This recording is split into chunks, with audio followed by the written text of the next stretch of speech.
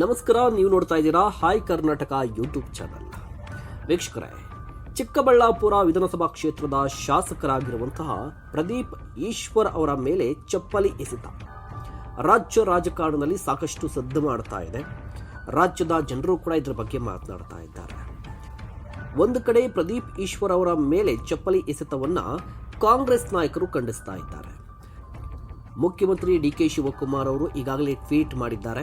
ಪ್ರದೀಪ್ ಈಶ್ವರ್ ಅವರ ಜೊತೆಯಲ್ಲಿ ನಾವಿರ್ತೀವಿ ಅಂತ ಕೂಡ ಧೈರ್ಯವನ್ನ ತುಂಬಿದ್ದಾರೆ. ಇದರ ನಡುವೆ ಪ್ರದೀಪ್ ಈಶ್ವರ್ ಅವರು ಇವತ್ತು ಸಿದ್ದರಾಮಯ್ಯ ಅವರನ್ನ ಭೇಟಿಯಾಗಿದ್ದರು.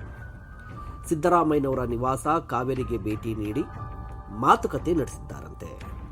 ಹಾಗಾದ್ರೆ ಸಿದ್ದರಾಮಯ್ಯ ಅವರನ್ನ ಭೇಟಿಯಾಗಿ ಪ್ರದೀಪ್ ಈಶ್ವರ್ ಅವರು ಏನೆಲ್ಲ ಹೇಳಿದ್ರು, ಸಿದ್ದರಾಮಯ್ಯನವರು ಪ್ರದೀಪ್ ಈಶ್ವರ್ ಅವರಿಗೆ ಏನೆಲ್ಲ ಸಲಹೆ ಕೊಟ್ಟರು, ಈ ಚಪ್ಪಲಿ ಎಸೆತಕ್ಕೆ ಸಂಬಂಧಪಟ್ಟಂತ ಪ್ರಕರಣಕ್ಕೆ ಸಂಬಂಧಪಟ್ಟಂತೆ ಸಿದ್ದರಾಮಯ್ಯನವರು ಪ್ರಿಯಾಂಕ್ ಖರ್ಗೆಗೆ ಕಾಲ್ ಮಾಡಿದ್ರಂತೆ. ಹಾಗಾದ್ರೆ ಏನು ಮಾತನಾಡಿದ್ರು ನೋಡಿ ವೀಕ್ಷಕರೇ. ಪ್ರದೀಪ್ ಈಶ್ವರ್ ಅವರು ರಾಜ್ಯ ರಾಜಕಾರಣದಲ್ಲಿ ಒಂದಲ್ಲ ಒಂದು ವಿಚಾರಕ್ಕೆ ಸಂಬಂಧಪಟ್ಟಂತೆ ಸೌಂಡ್ ಆಗ್ತಾನೆ ಇರ್ತಾರೆ ಅಥವಾ ಸುದ್ದಿ ಆಗ್ತಾನೆ ಇರ್ತಾರೆ. ಈ ಹಿಂದೆ ಪ್ರತಾಪ್ ಸಿಂಹ ಮತ್ತು ಪ್ರದೀಪ್ ಈಶ್ವರ್ ಅವರ ನಡುವಿನ ಈ ವಾಕ್ ಯುದ್ಧ ಅಥವಾ ಕೀಳು ಮಟ್ಟದ ಭಾಷೆಯ ಹಿನ್ನೆಲೆಯಲ್ಲಿ ಇಬ್ಬರು ಕೂಡ ಸಾಕಷ್ಟು ಚರ್ಚೆಗೀಡಾಗಿದ್ರು. ಇಬ್ಬರ ಮಾತಿನ ಬಗ್ಗೆಯೂ ಕೂಡ ರಾಜ್ಯದಲ್ಲಿ ಸಾಕಷ್ಟು ಟೀಕೆ ವ್ಯಕ್ತವಾಗಿತ್ತು. ಅದಾದ ನಂತರ ಇಬ್ಬರು ಕೂಡ ಸೈಲೆಂಟ್ ಆದರು. ಅದಾದ ಬಳಿಕ ದಾವಣಗೆರೆ ಬೈ ಎಲೆಕ್ಷನ್ ಸಂದರ್ಭದಲ್ಲೂ ಕೂಡ ಪ್ರದೀಪ್ ಈಶ್ವರ್ ಅವರ ಹೆಸರು ಜೋರಾಗಿ ಸದ್ದು ಮಾಡಿತು. ಪ್ರದೀಪ್ ಈಶ್ವರ್ ಅವರನ್ನ ಬಿಜೆಪಿ ಕಾರ್ಯಕರ್ತರು ಹುಚ್ಚ ಅಂತ ಕೂಡ ಟೀಕೆ ಮಾಡಿದ್ದು, ಜೊತೆಗೆ ಒಂದು ಸವಾಲನ್ನ ಹಾಕಿದ್ದು, ಚಪ್ಪಲಿಯಲ್ಲಿ ಹೊಡೆಯುತ್ತೀವಿ ಅಂತ ಕೂಡ ಒಂದು ಬೆದರಿಕೆಯನ್ನ ಹಾಕಿದ್ರು. ಅದಕ್ಕೂ ಕೂಡ ಪ್ರದೀಪ್ ಈಶ್ವರ್ ಅವರು ತಮ್ಮದೇ ಧಾಟಿಯಲ್ಲಿ ತಿರುಗೇಟನ್ನ ಕೊಟ್ಟಿದ್ರು. ಈಗ ಬೈ ಎಲೆಕ್ಷನ್ ಆಯಿತು, ಬೈ ಎಲೆಕ್ಷನ್ ಅಲ್ಲಿ ಕೂಡ ಕಾಂಗ್ರೆಸ್ ಗೆದ್ದಾಯಿತು. ಇದರ ನಡುವೆ ಪ್ರದೀಪ್ ಈಶ್ವರ್ ಅವರು ಇತ್ತೀಚೆಗೆ ಒಂದು ಸುದ್ದಿಗೋಷ್ಠಿಯನ್ನು ನಡೆಸ್ತಾರೆ. ಸುದ್ದಿಗೋಷ್ಠಿಯಲ್ಲಿ ಕುಮಾರಸ್ವಾಮಿ ಅವರ ವಿರುದ್ಧ ಒಂದಿಷ್ಟು ಆರೋಪಗಳನ್ನ ಮಾಡ್ತಾರೆ. ಸೀನ್ ಕಟ್ ಮಾಡಿದ್ರೆ ರವಿಕುಮಾರ್ ಕೈಲಿ ಚಾಲೆಂಜ್ ಮಾಡಿಸೋದಲ್ಲ, ನಿನಗೆ ತಾಕತ್ತಿದ್ರೆ ನೀನ್ ಬಂದು ನಿಂತ್ಕೋಬೇಕು ಚಿಕ್ಕಬಳ್ಳಾಪುರದಲ್ಲಿ, ಬಾ ನೋಡೇ ಬಿಡೋಣ. ಸೊ ಈ ವಿಚಾರ ಗೊತ್ತಾಗ್ತಾ ಇದ್ದಂತೆ ಜೆಡಿಎಸ್ನ ಕಾರ್ಯಕರ್ತರು, ಮುಖ್ಯವಾಗಿ ಕುಮಾರಸ್ವಾಮಿಯವರ ಅಭಿಮಾನಿಗಳು, ಜೊತೆಗೆ ಬಿಜೆಪಿಯ ಕಾರ್ಯಕರ್ತರು ಪ್ರದೀಪ್ ಈಶ್ವರ್ ಅವರ ಆಗಮನಕ್ಕೆ ವಿರೋಧವನ್ನ ವ್ಯಕ್ತಪಡಿಸುತ್ತಾರೆ. ಕಾರಣ ಏನು ಅಂತ ಹೇಳಿದ್ರೆ, ಒಕ್ಕಲಿಗ ಸಮುದಾಯದ ನಾಯಕರಾಗಿರುವಂತಹ ಕುಮಾರಸ್ವಾಮಿಯವರ ವಿರುದ್ಧ ಪ್ರದೀಪ್ ಈಶ್ವರ್ ಅವರು ಮಾತನಾಡಿದ್ದಾರೆ. ಅದು ಕೂಡ ಏಕವಚನದಲ್ಲಿ. ಇದು ಖಂಡನೀಯ ಅಂತ ಹೇಳಿ ಟೀಕೆಯನ್ನ ಮಾಡ್ತಾರೆ. ಅವರ ಆಗಮನಕ್ಕೆ ವಿರೋಧವನ್ನ ವ್ಯಕ್ತಪಡಿಸ್ತಾರೆ. ಆದರೂ ಕೂಡ ಪ್ರದೀಪ್ ಈಶ್ವರ್ ಅವರು ಬಂದು ವೇದಿಕೆಯಲ್ಲಿ ಕುಳಿತುಕೊಳ್ತಾರೆ. ಆಗ ಅಲ್ಲಿದ್ದಂತಹ ಬಿಜೆಪಿ ಮತ್ತು ಜೆಡಿಎಸ್ನ ಕಾರ್ಯಕರ್ತರು ವಿರೋಧವನ್ನ ವ್ಯಕ್ತಪಡಿಸಿ ಪ್ರದೀಪ್ ಈಶ್ವರ್ ಅವರಿಗೆ ಹಿಗ್ಗಾಮುಗ್ಗಾ ಬೈತಾರೆ. ನೀವು ಕೂಡ ಒಂದಿಷ್ಟು ವಿಡಿಯೋದಲ್ಲಿ ಕೇಳಿಸ್ಕೊತಾ ಇರಬಹುದು. ಹುಚ್ಚ, ಅವರ ಪತ್ನಿಯ ಬಗ್ಗೆ ಮಾತನಾಡಿದ್ದಾರೆ, ತಾಯಿಯ ಬಗ್ಗೆ ಮಾತನಾಡಿದ್ದಾರೆ ಅಂತ ಗೊತ್ತಾಗ್ತಾ ಇದೆ. ಸೊ ಒಬ್ಬ ಶಾಸಕರ ವಿರುದ್ಧ ಅಲ್ಲಿನ ಬಿಜೆಪಿ ಮತ್ತು ಜೆಡಿಎಸ್ನ ಕಾರ್ಯಕರ್ತರು ತುಂಬಾ ಅತಿರೇಕದ ವರ್ತನೆಯನ್ನ ತೋರಿದ್ರು. ಇದಾದ ಬಳಿಕ ಪ್ರದೀಪ್ ಈಶ್ವರ್ ಅವರು ಕಾರ್ಯಕ್ರಮ ಮೊಟಕುಗೊಳಿಸಿ ಅಥವಾ ಕಾರ್ಯಕ್ರಮದ ಅರ್ಧಕ್ಕೆ ಎದ್ದು ನಿಂತು ಅಲ್ಲಿಂದ ಹೋಗೋದಕ್ಕೆ ಮುಂದಾಗ್ತಾರೆ. ಆಗ ಮಾಧ್ಯಮಗಳ ಜೊತೆ ಮಾತನಾಡುವಂತಹ ಸಂದರ್ಭದಲ್ಲಿ ಪ್ರದೀಪ್ ಈಶ್ವರ್ ಅವರು ನೇರವಾಗಿ ಕುಮಾರಸ್ವಾಮಿ ಅವರನ್ನ ಕಟ್ಟಬೇಕು. ಕುಮಾರಣ್ಣ ಖಬರ್ದಾರ್, ನಿಮಗೆ ದಮ್ಮಿದ್ರೆ, ತಾಕತ್ತಿದ್ರೆ ಚಿಕ್ಕಬಳ್ಳಾಪುರದಲ್ಲಿ ನೀವು ಬಂದು ನಿಂತ್ಕೊಳ್ಳಿ, ನಿಮ್ಮ ಚೇಲಾಗಳನ್ನು ಬಿಟ್ಟು ರಾಜಕೀಯ ಮಾಡೋದಕ್ಕೆ ಬರಬೇಡಿ ಅಂತ ಹೇಳಿ ಸವಾಲನ್ನು ಹಾಕ್ತಾರೆ. ಮುಂದುವರೆದು ಕುಚ್ ಬಿ ನಹಿ ಕರ್ ಸಕ್ತೆ ಆಪ್ ಅಂತ ಹೇಳಿ ಕೂದಲನ್ನ ಮುಟ್ಟಿಕೊಳ್ತಾರೆ, ಒಂದು ಸವಾಲನ್ನ ಹಾಕ್ತಾರೆ. ಇದೇ ಸಂದರ್ಭದಲ್ಲಿ ಪ್ರದೀಪ್ ಈಶ್ವರ್ ಅವರು OBC ಕಾರ್ಡ್ ಅನ್ನು ಕೂಡ ಪ್ಲೇ ಮಾಡ್ತಾರೆ, ಅಹಿಂದ ಕಾರ್ಡ್ ಅನ್ನು ಕೂಡ ಪ್ಲೇ ಮಾಡ್ತಾರೆ.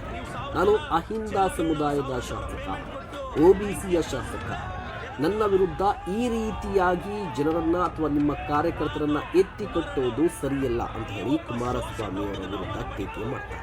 ಕುಮಾರಸ್ವಾಮಿಯವರು ಅಹಿಂದ ವಿರೋಧಿ, ಕುಮಾರಸ್ವಾಮಿಯವರು ಹಿಂದುಳಿದ ವರ್ಗಗಳ ವಿರೋಧಿ ಅಂತ ಹೇಳಿ ಘೋಷಣೆಯನ್ನು ಕೂಗಿ ಅಲ್ಲಿಂದ ಹೊರಡ್ತಾರೆ. ಅದಾದ ಬಳಿಕ ಕಾರಿನ ಬಳಿ ಹೋದಂತಹ ಪ್ರದೀಪ್ ಈಶ್ವರ್ ಅವರು ತಮ್ಮ ತಾಕತ್ತಿನ ಪ್ರದರ್ಶನಕ್ಕೆ ಮುಂದಾಗ್ತಾರೆ. ತೋಳನ್ನ ತೋರಿಸ್ತಾರೆ, ಮೀಸೆಯನ್ನ ತಿರುಗುತ್ತಾರೆ. ಸೊ ನನ್ನನ್ನು ಯಾರೂ ಏನೂ ಮಾಡಲಿಕ್ಕೆ ಸಾಧ್ಯ ಇಲ್ಲ ಅನ್ನುವ ರೀತಿಯಲ್ಲಿ ವರ್ತಿಸ್ತಾರೆ. ಆಗ ಪ್ರದೀಪ್ ಈಶ್ವರ್ ಅವರ ಹಿಂಭಾಗದಿಂದ ಒಂದು ಚಪ್ಪಲಿ ತೂರಿ ಬರುತ್ತೆ. ಅದಾದ ನಂತರ ಪೊಲೀಸರು ಆತನನ್ನ ಅರೆಸ್ಟ್ ಮಾಡ್ತಾರೆ. ಸದ್ಯ ಇಡೀ ಪ್ರಕರಣಕ್ಕೆ ಸಂಬಂಧಪಟ್ಟಂತೆ 9 ಮಂದಿಯನ್ನ ಅರೆಸ್ಟ್ ಮಾಡಲಾಗಿದೆ.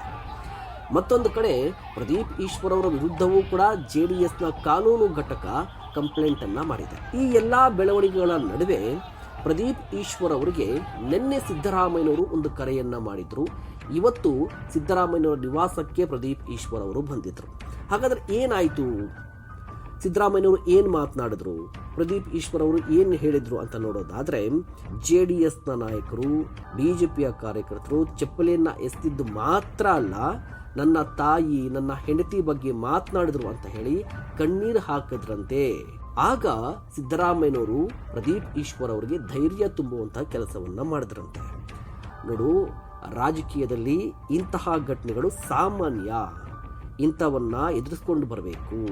ಇವೆಲ್ಲವೂ ನಮಗೂ ಕೂಡ ಆಗಿದೆ.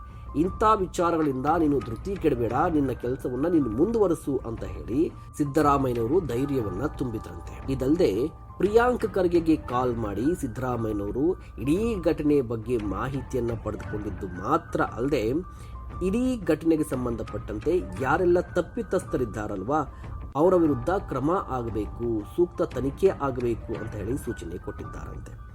ಇದಲ್ಲದೆ ಪೊಲೀಸರ ಸಮ್ಮುಖದಲ್ಲೇ, ಅದರಲ್ಲೂ ಕೂಡ ಆಡಳಿತ ಪಕ್ಷದ ಶಾಸಕರಿಗೆ ಈ ರೀತಿ ಆಗಿರೋದ್ರ ಬಗ್ಗೆ ಸಿದ್ದರಾಮಯ್ಯನವರು ಬೇಸರವನ್ನ ವ್ಯಕ್ತಪಡಿಸಿದ್ರಂತೆ.